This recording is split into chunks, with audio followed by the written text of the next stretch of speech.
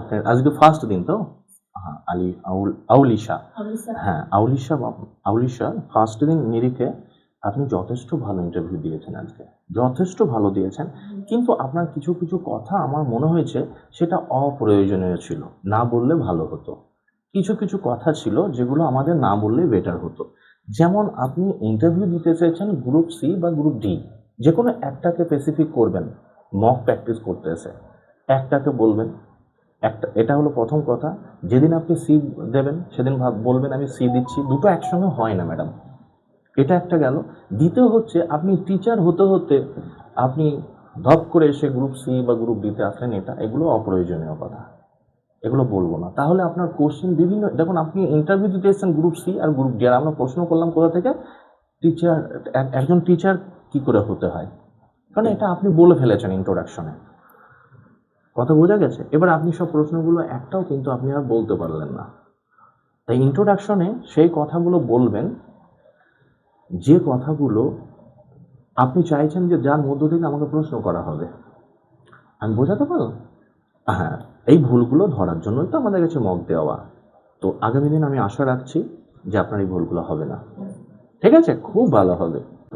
না, সবই ঠিক আছে। আর একটা আমার এটা এর সংস্কৃত একটা জেনারেল আমার ইমপ্রেশন হচ্ছে, আপনি যে কথা আমার যে কথাগুলো বলছি, আমি যখন যেটা বলছি পরিষ্কার শুনতে পাচ্ছি এখানে সবাই। না, আপনি যে কথাগুলো বলছেন সেগুলো আমাদের শুনতে একটু, আমার তো কষ্ট হচ্ছিল, ভলিউমটাকে বাড়াতে হবে। রাইট। যেমন ধরুন আপনার পরিচয়, আমি একটা কথা বলি, আমার নাম আয়েশা বেগম। কি বললেন? আমার নাম আয়েশা বেগম। এইরকম ভাবে তফাৎ, এই তফাৎ যদি হয়েছে এটা অনেকটাই কিন্তু প্রভাব ফেলে। Right sir, definitely. এই আওয়াজ বাড়াতে হবে, এটা প্র্যাকটিস করতে হবে, বুঝতে হবে যে আমি কিন্তু ভুল হচ্ছে কোথায়, এই জিনিসটা বুঝতে হবে যে আমার আওয়াজটা কিন্তু ভলিউমটা বাড়াতে হবে। এইটা আমার বলার ছিল। সবই ঠিক আছে আপনার, ঠিক আছে। এখানে একটা ব্যাপার আপনি মনে রাখতে হবে যে আপনার কি প্রশ্ন করবে এখানকার স্যাররা, সেটা আপনাকে খুঁজে বের করতে হবে। আপনি যে সাইডে স্ট্রং আপনি সেই সাইড করে এখানে বলবেন। উইক সাইডে বললে পরে কি হচ্ছে, সেখানে প্রশ্ন করা শুরু করবে, আপনি পারবেন না। উইকার সাইড আপনি এখানে উল্লেখই করবেন না, কোনো উল্লেখ করবেন না, তাহলে ওই পদ্ধতি ঢুকে আপনি কোশ্চেন করা শুরু করে দেবেন। বুঝতে পারলাম? পরের পয়েন্ট হচ্ছে এখানটাতে কি বলছে, তার চাতে ইম্পর্টেন্স হচ্ছে কিভাবে বলছে। এটা তো মনে করেন সেই কুইজের ক্লাস না, এটা কুইজে আমি পারতেই হবে, পারলে পরে পয়েন্ট দেবো, না পারলে দেবো না। এটা হচ্ছে ইন্টারভিউ।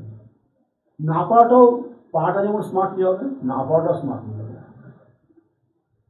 এই যে আপনি বললেন যে আপনি দুটোই নমস্কার করলেন, আমি তিনজন ভাগ করবো কি করে, আপনি সেখানে একটু নতুন করে রিপ্রেজেন্ট করতে পারতেন যে হ্যাঁ স্যার এইভাবে ভাগ করেন, বা স্যার ঠিক আছে তিনটে নমস্কার করে ফেলতে হয়ে গেল। এই যে নিজেকে রিপ্রেজেন্ট করা বা নিজেকে নতুন করে উপস্থাপন করা, উপস্থাপনটা ফ্যাক্টর। কি বলছেন তার থেকে বড় ব্যাপার কিভাবে বলছেন, এই কিভাবেটাই ফ্যাক্টর কিন্তু, বাকি সব ঠিক আছে আপনার। ঠিক আছে।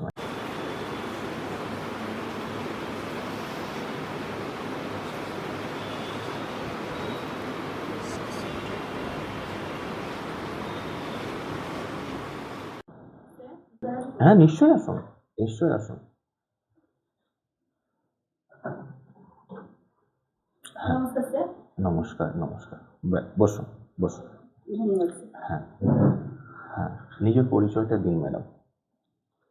স্যার, আমার নাম আবলিসা খাতুন। হুম।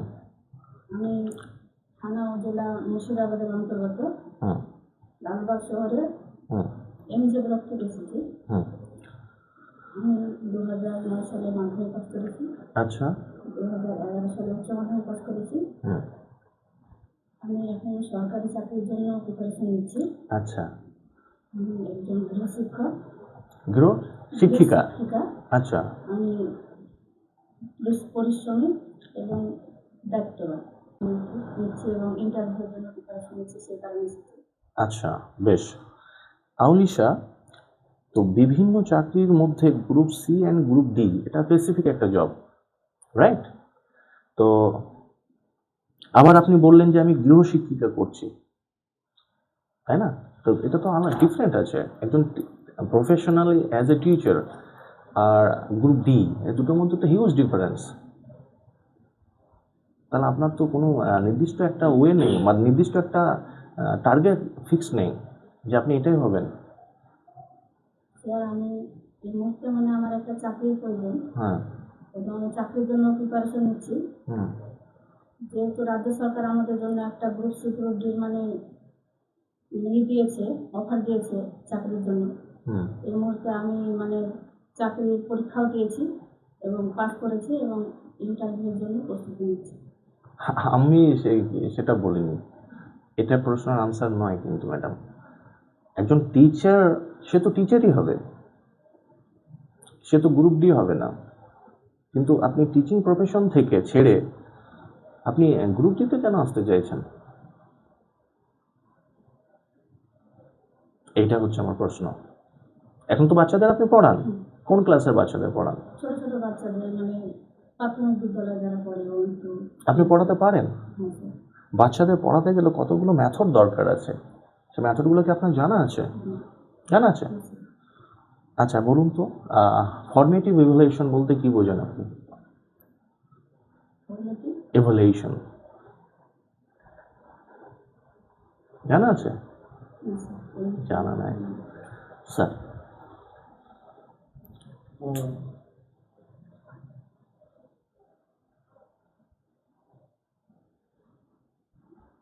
আপনার কি চ্যালেঞ্জেস কি ফেস করেছেন এ পর্যন্ত, আপনি কি অসুবিধে ফেস করেছেন সেগুলো জানতে চাই আমরা। মানে পড়াতে গিয়ে মনে হয় যে হ্যাঁ এটা আমার খুব অসুবিধা হচ্ছে বাচ্চাদেরকে, হ্যাঁ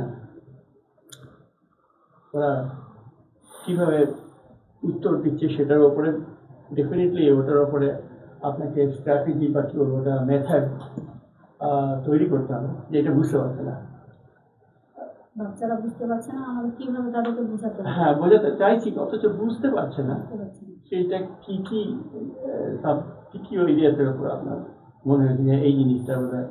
স্যার আমি যখন বাচ্চাদেরকে পড়াই এবং সমস্ত বাচ্চা তো একরকম হয় না, যে বাচ্চাটা হয়তো মানে সহজে বুঝতে পারছে না তাকে আমি বলি যে ওই বিষয়টা বারবার মানে রিভিশন দিতে এবং পড়তে, তারপর সেই বাচ্চারা মুখস্থ হয়ে যায় পড়াটা। হ্যাঁ, একটা হচ্ছে মুখস্থ করার ক্ষেত্রে চট করে মনে যেতে বলতে পারে, বুঝতে পারছে না এই জিনিসটা ডিটেল, ঠিক আছে না এটা পরে আলোচনা করা যেতে পারে। আপনি যে বললেন ম্যাডাম যে আপনি খুব পরিশ্রম, কি করে বুঝবো আপনি পরিশ্রমী? প্রত্যেকে তো নিজেকে পরিশ্রমী বলে, আমরা বুঝবো কি করে? স্যার আমি একজন গৃহবধূ, বাড়িতে আমি মানে সংসারের সমস্ত কাজ আমি নিজেই করি। তার সঙ্গে সঙ্গে আমি সন্তানের মা, তাদেরকেও আমাকে মানে তাদের যত্ন নিতে হয়, তাদেরকে পড়াশোনা করতে হয়, তাদের খেয়াল রাখতে হয় এবং আমি মানে বাড়িতে যে সমস্ত বাচ্চারাকে পড়াই তাদেরকেও আমাকে পড়াতে হয় এবং আমি যে চাকরির জন্য প্রস্তুতি নিচ্ছি আমাকে সেটারও প্রস্তুতি নিতে হয়। আপনি যেটা শোনালেন যে আপনি পরিশ্রমী, এখান থেকে আপনার চাকরির ক্ষেত্রে আপনার কি সুবিধা হতে পারে? আপনি যেটা বললেন এতে কি কোনো ডিপার্টমেন্ট খুব খুশি হবে, এক্সট্রা বেনিফিট কিছু পাওয়া যাবে আশা করছে? আমরা স্যার মানে চাকরির পরীক্ষা এবং চাকরি করতে গেলে তো মানুষকে পরিশ্রম করতে হয় এবং আমি যদি পরিশ্রম করি তারপরে আমাকে মানে সরকার চাকরিটা দেবে। আপনি যে বাচ্চাদের পড়াচ্ছেন তাই তো বললেন, আপনি অন্য সব ছেলেদের বাচ্চা পড়াতে বসলেন কেন? অন্য কিছু করতে পারতেন তো? স্যার আমার বাচ্চাদেরকে পড়াতে ভালো লাগে এবং আমি পড়াশোনার ভিতরে থাকলে নিজের পড়াশোনাটাও মানে কালচার থাকে, সেই কারণে আমি বাচ্চাদেরকে পড়াই। ভালো লাগার কারণটা কি? ভালো লাগার কারণ বাচ্চারা স্যার মানে খুবই সহজ সরল, ওরা হাসি খুশি পছন্দ করে এবং ওদের সাথে হাসতে হাসতে আমি নিজেও খুব হাসি খুশি থাকি। হ্যাঁ, আর্টিফিশিয়াল ইন্টেলিজেন্স, হ্যাঁ এটা এআই। একটা মানুষকে যেন এটা এইভাবে কাজ করতে হয়, এরপরে এটাকে এখানে রাখতে হয়। এটা কোনো কাজ করতে গেলে আগে পিছিয়ে হয় তো, যেমন আমি আগে কি গাড়িটা চালাবো, এই দরজাটা না খুললে তো আর বেরোতে পারবো না। কেউ যদি বলে যে গাড়িটা চালাবো তারপরে দরজাটা খুলতে, এটা তো ভুল হলো। আগে এটা করতে হবে, তারপরে ওটা করতে হবে। এই যে একটার পরে আরেকটা এই যে করতে হয়, এই বোধটুকু যদি একটা মেশিনকে দেওয়া হয়, বা ওই আমি বলছি যে মানুষের যে সময় যেভাবে কাজ করে, এটার পরে ঠিক সেভাবে করে সে এই যে বোধ আর্টিফিশিয়াল, মানে আর্টিফিশিয়াল কি কৃত্রিম। কৃত্রিম, Right. ওদেরকে শেখানো হয়েছে, প্রোগ্রাম করা হয়েছে ওদেরকে। ম্যাডাম, একটা সহজ উদাহরণ দিচ্ছি, হুম। সহজ উদাহরণ দিচ্ছি। মোবাইলে আজকাল এমন সিস্টেম হয়েছে, আমি মুখে বলে যাব, হ্যাঁ আজকে যা যা করণীয় কাজ করে এসব ওখানে লেখা হয়ে যাচ্ছে। তার মানে আমার কথাটা বুঝে গেছে, তখন এই হবে। এটা হচ্ছে একটা উদাহরণ। এটা স্যার আমরা ফিডব্যাকটা দিই। হ্যাঁ ম্যাডাম, হ্যাঁ যথেষ্ট। আপনার আজকে ফার্স্ট দিন তো? হ্যাঁ আউলিশা, হ্যাঁ আউলিশা ফার্স্ট দিন নিরিখে আপনি যথেষ্ট ভালো ইন্টারভিউ দিয়েছেন আজকে, যথেষ্ট ভালো দিয়েছেন। কিন্তু আপনার কিছু কিছু কথা আমার মনে হয়েছে সেটা অপ্রয়োজনীয় ছিল, না বললে ভালো হতো। কিছু কিছু কথা ছিল যেগুলো আমাদের না বললে বেটার হতো। যেমন আপনি ইন্টারভিউ দিতে চেয়েছেন গ্রুপ সি বা গ্রুপ ডি, যে কোনো একটাকে স্পেসিফিক করবেন। মক প্র্যাকটিস করতে এসে একটাকে বলবেন, এটা হলো প্রথম কথা। যেদিন আপনি সি দেবেন সেদিন বলবেন আমি সি দিচ্ছি। দুটো একসঙ্গে হয় না ম্যাডাম, এটা একটা গেল। দ্বিতীয় হচ্ছে আপনি টিচার হতে হতে আপনি ধপ করে এসে গ্রুপ সি বা গ্রুপ ডিতে আসলেন, এগুলো অপ্রয়োজনীয় কথা, এগুলো বলবো না। তাহলে আপনার কোশ্চেন বিভিন্ন, দেখুন আপনি ইন্টারভিউ দিতে এসেছেন গ্রুপ সি আর গ্রুপ ডি, আর আমরা প্রশ্ন করলাম কোথা থেকে, টিচার, একজন টিচার কি করে হতে হয়, কারণ এটা আপনি বলে ফেলেছেন ইন্ট্রোডাকশনে, কথা বোঝা গেছে। এবার আপনি সব প্রশ্নগুলো একটাও কিন্তু আপনি আর বলতে পারলেন না। তাই ইন্ট্রোডাকশনে সেই কথাগুলো বলবেন যে কথাগুলো আপনি চাইছেন যে যার মধ্য থেকে আমাকে প্রশ্ন করা হবে। আমি বোঝাতে পারলাম? হ্যাঁ, এই ভুলগুলো ধরার জন্যই তো আমাদের কাছে মক দেওয়া। তো আগামী দিন আমি আশা রাখছি যে আপনার এই ভুলগুলো হবে না। ঠিক আছে, খুব ভালো হবে। স্যার আপনি বলুন। না, সবই ঠিক আছে। আর একটা এটা এর সংস্কৃতের উপরে একটা জেনারেল আমার ইমপ্রেশন হচ্ছে, আপনি যে কথা, আমরা যে কথাগুলো বলছি, আমি এখন যেটা বলছি পরিষ্কার শুনতে পাচ্ছি এখানে সবাই, না আপনি যে কথাগুলো বলছেন সেগুলো আমাদের শুনতে একটু, আমার তো কষ্ট হচ্ছিল, ভলিউমটাকে বাড়াতে হবে। রাইট। যেমন ধরুন আপনার পরিচয়, একটা কথা, আমার নাম আয়েশা বেগম। কি বললেন? আমার নাম আয়েশা বেগম। এইরকম ভাবে তফাৎ, এই তফাৎ যদি হয় যেগুলো অনেকটাই কিন্তু প্রভাব ফেলে। রাইট স্যার, এই আওয়াজ বাড়াতে হবে, এটা প্র্যাকটিস করতে হবে, বুঝতে হবে যে আমি কিন্তু ভুল হচ্ছে কোথায়, এই জিনিসটা বুঝতে হবে যে আমার আওয়াজটা কিন্তু ভলিউমটা বাড়াতে হবে। এইটা আমার বলার ছিল। স্যার ম্যাডাম সবই ঠিক আছে, ঠিক আছে। এখানে একটা ব্যাপার আপনি মনে রাখতে হবে যে আপনার কি প্রশ্ন করবে এখানকার স্যাররা, সেটা আপনাকে খুঁজে বের করতে হবে। আপনি যে সাইডে স্ট্রং আপনি সেই সাইড করে এখানে বলবেন, উইক সাইডে বললে পরে কী হচ্ছে, সেখানে প্রশ্ন করা শুরু করবে, আপনি পারবেন না। উইকার সাইড আপনি এখানে উল্লেখই করবেন না, কোনো উল্লেখ করবেন না, তাহলে ওই পদ্ধতি ঢুকে আপনি কোশ্চেন করা শুরু করে দেবেন। বুঝতে পারলাম? পরের পয়েন্ট হচ্ছে এখানটাতে কি বলছে, তার চাইতে ইম্পর্টেন্স হচ্ছে কীভাবে বলছে। এটা তো মনে করেন সেই কুইজের ক্লাস না, এটা